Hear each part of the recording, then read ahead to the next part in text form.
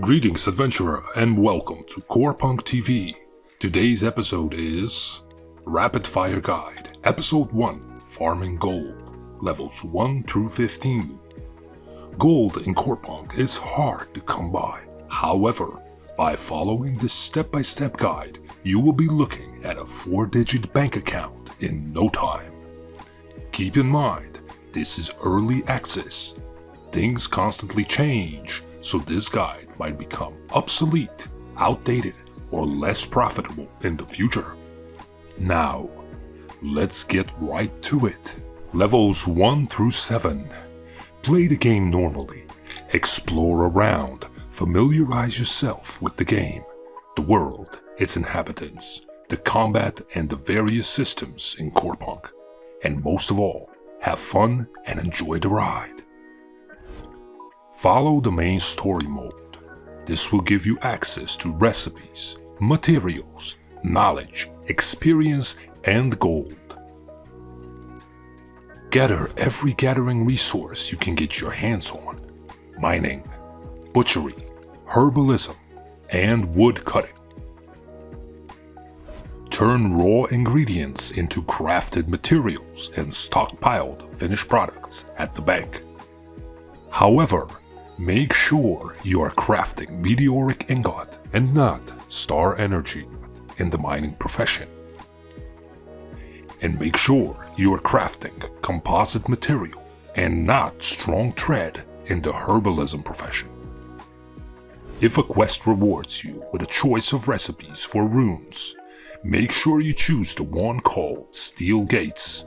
Otherwise, you would have to buy it out of pocket later.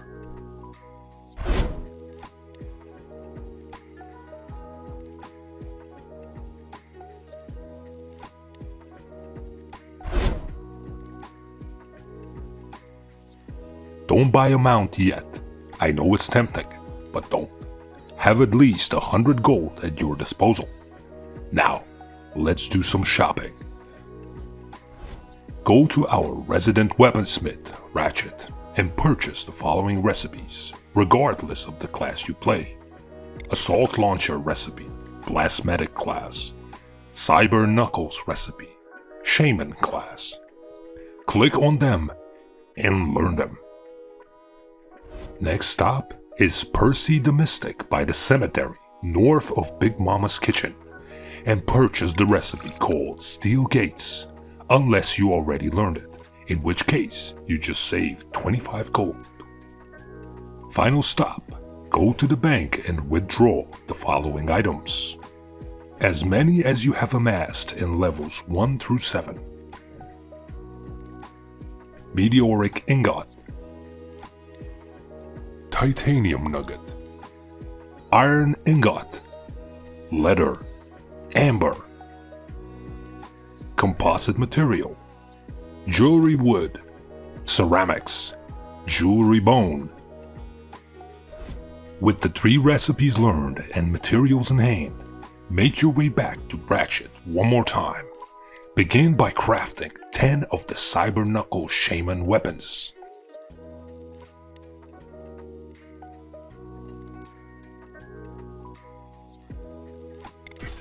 With the remaining materials, craft as many assault launchers and steel gates as you can, based on how much material you have.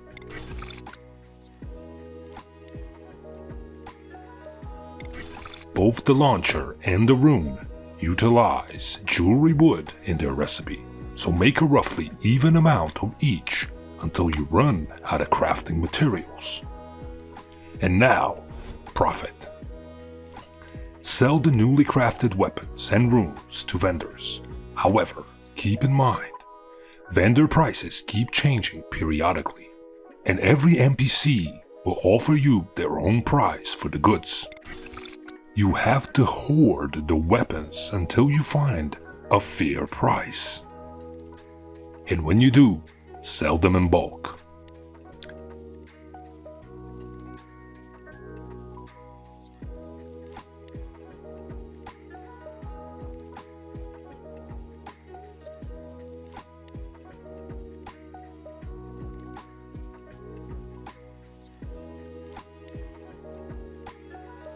Here is a list of acceptable prices based on gear score. Cyber Knuckles, 11 to 17 plus gold. Assault Launcher, 15 to 19 plus gold. Steel Gates, don't settle for anything lower than 19. 10 Cyber Knuckles will net you roughly 150 gold. 10 rooms would be 200 on a good day. I know this does not seem like much compared to other MMOs. However, at this level in CorePunk, this is very good gold per hour. Especially considering the fact you would be gathering everything in sight anyway. Might as well turn it into gold. Now go get yourself that mount. You've earned it.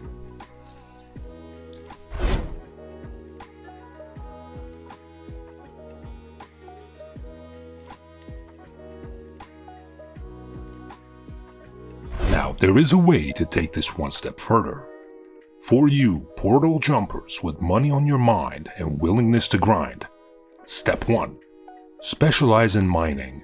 Do not gather anything else until you reach 100% proficiency in mining, and then lock your professions.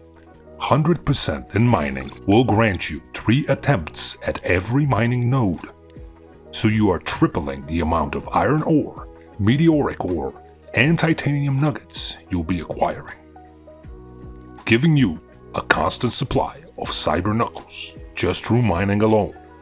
However, remember, after you reach 100% in mining and lock your professions, you can still gather from all the other professions as well. However, you will only get 1 attempt per node.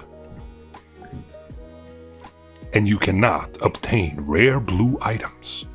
You can still obtain gray and green items, which is exactly what we need. Take all of the extra resources you've been accumulating and trade with other players for the resources you do need for your launcher, cyber, and steel gates. For our purpose, we do not need carnivorous plants, clovers, mana resin, and all the other greens, so trade them for amber and titanium nuggets. We do not need spines, so trade them for beast skins, and so on and so forth. Experiment with additional recipes in order to fully utilize all your other resources.